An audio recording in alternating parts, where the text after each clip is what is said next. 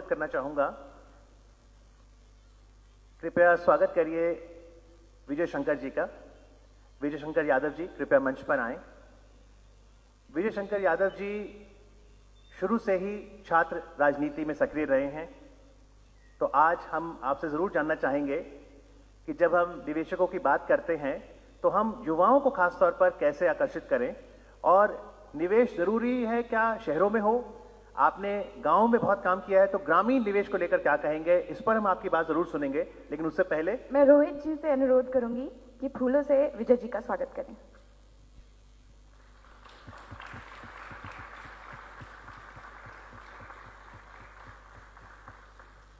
बहुत बहुत शुक्रिया। और अब आग्रह विजय शंकर यादव जी से कि कृपया बताएं कि ग्रामीण विकास में निवेश को आप कैसे देखते हैं, और क्योंकि आप छात्र राजनीति में सक्रिय रहे हैं शुरू से ही, तो युवाओं को और छात्रों का क्या रुझान देख रहे हैं कि वो उद्यमिता से जुड़े? विजय जी।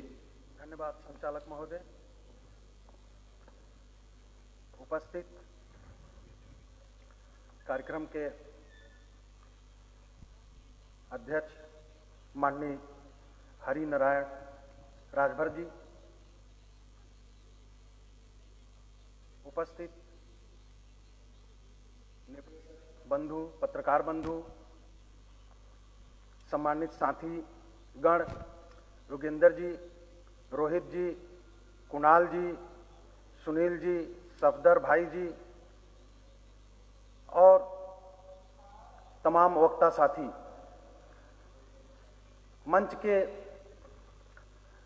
गरिमामयी उपस्थिति में मैं महसूस करता हूं कि यहां सभी वक्ता हैं और सभी जागरूक हैं।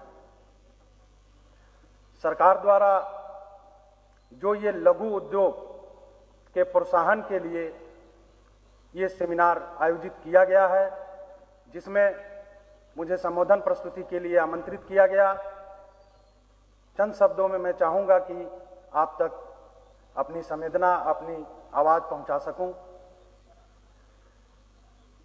लघु उद्योग से मेरा भारत जुड़ा हुआ है।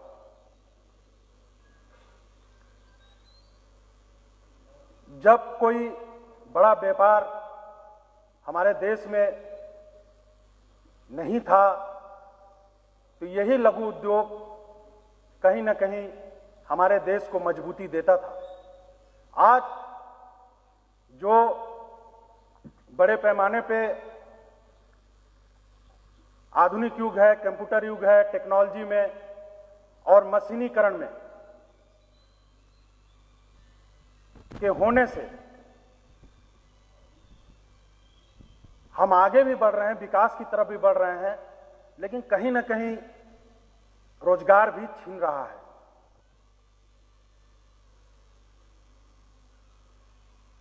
तो लघु उद्योग हमारी भारत की भावना है। भावना इसलिए मैं कह रहा हूं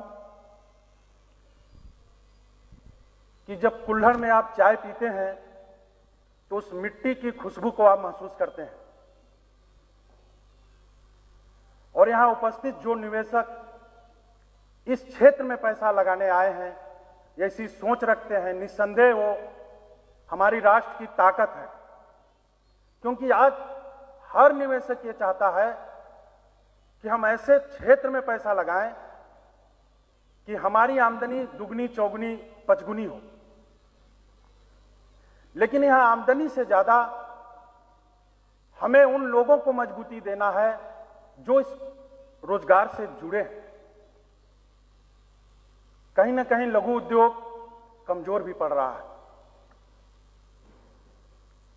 तो देश के माननीय प्रधानमंत्री जी की ये सोच रही कि लघु उद्योग को मजबूती मिले, हम नौजवान उनको इस मंच के माध्यम से बधाई देते हैं और ये विश्वास दिलाते हैं कि इस क्षेत्र में हम काम करेंगे।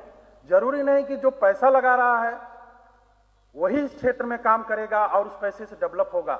यदि आज जितने लोग यहां बैठे हैं, संख्या बल से नहीं तय होता कि हमारी आवाज कहां पहुंचेगी। आज इंटरनेट युग है, एक व्यक्ति एक आवाज को लाखों लाखों लोग तक पहुंचा सकता है। यदि संवेदना वहां तक पहुंची तो हम इस बात के लिए संकल्पित हों कि जो हमारे देश के लघु उद्योग से जुड़े व्यवसाय हैं, जैसे कार्यक्रम के अध्यक्ष माननीय सांसद महोदय जी ने आपके सामने रखा, उस व्यवसाय को हम कैसे डेवलप करें। हर एक व्यक्ति डेवलप कर सकता है। हम ये अपने जीवन की दिनचर्या बना लें। किसी दुकान पे जाएं, हम उसे कहें कुल्हड़ में हमें चाय दो, कुल्हड़ में मुझे ही व्यवस्था दो, पानी पीना है कुल्हड़ में ही पीना है, तो ये मांग में आएगी। क्योंकि जो कमर्शियल सोच के लोग हैं वो ये सोचते हैं कि आधुनिकता के दौर में हमें और हमारे देश को और कौन सी ऐसी चीज है जो ज्यादा मांगी जा रही है। तो जब मैं और हम आप मिलकर लघु उद्योग से जुड़े जरूरत की चीजों को अपने जीवन की दिनचर्या में शामिल कर लेंगे तो निसंदेह लघु उद्योग को मजबूती मिलेगा और उन तमाम नौजवानों को और तमाम ग्रामीण अंचलों से जुड़े लोग को मजबूती मिलेगी जिनकी हम बात करते हैं। इन्हीं चंद शब्दों के साथ मैं धन्यवाद देते हुए संचालन महोदय को, आयोजक महोदय को कि आपने संबोधन प्रस्तुति के लिए मुझे बुलाया। जितना समय दिया, हो सकता है उससे कम में ही अपनी बातों को आप तक मैं पहुंचाया होऊंगा। मैं एज ए श्रोता आया था सुनने के लिए, लेकिन आपने मुझे बोलने का अवसर दिया। तो इसी संकल्प के साथ कि हम आप आज जितने लोग बैठे हैं लघु उद्योग से जुड़ी वस्तुओं को अपनी दिनचर्या में शामिल करेंगे, तब तो इस आयोजन का मतलब है। और यदि एक व्यक्ति इस संकल्प को अपनी दिनचर्या में शामिल करता है तो एक व्यक्ति 1 लाख लोगों तक बात को पहुंचाएगा, तो सरकार का उद्देश्य पूरा होगा।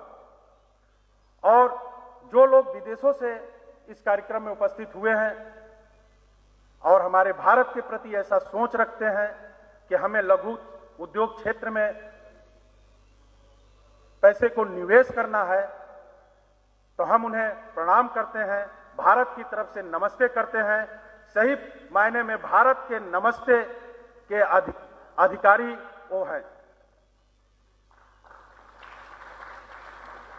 और कोविड-19 प्रोटोकॉल का पालन करते हुए इस कार्यक्रम को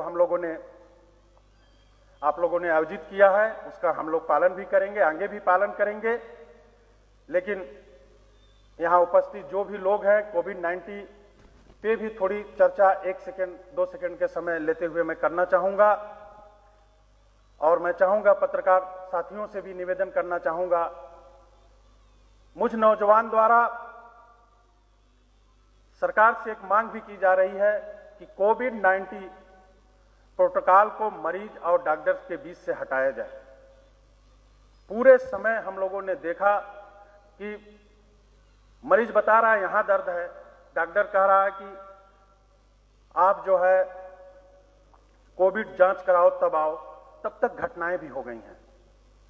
बहुत सी मौतें इस वजह से भी हुई हैं। इस पे भी हमारे स्वास्थ्य विभाग को, बुद्धिजीवी समाज को और तमाम जागरूक लोगों को सोचना होगा। निसंदेह जान सबको प्यारी है। यदि सैनिक युद्ध से डरे तो देश सुरक्षित नहीं रह सकता, और डॉक्टर मरीज से डरे तो मरीज स्वस्थ नहीं रह सकता। इस बात को सोचना होगा। तो जो मेरे लिए माननीय और सम्मानित हैं उन्हें बढ़कर आना होगा। मैंने माननीय प्रधानमंत्री महोदय जी को भी 2-4 बार पत्र लिख चुका हूं कि कोविड-19 प्रोटोकॉल को डॉक्टर और मरीज के बीच से हटा दिया जाए। हमारा देश बहुत सुरक्षित रहेगा। हमारा देश भावनाओं का देश है। हमारा देश एसी कमरों में सोने वाला देश नहीं है। हमारा देश प्राकृतिक वातावरण में जीने वाला देश है। गर्मी होती है हम पसीना पोंछते हैं, जाड़ा होती है हम कंबल ढूंढते हैं। तो हमारी रक्षा प्रकृति करती है। हम प्रकृति के साथ जीते हैं। हम एयर कंडीशन जीवन नहीं जीते।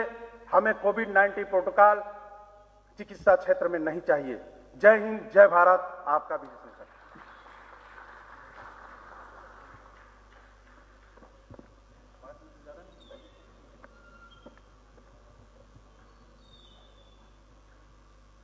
Thank you so much Vijay ji.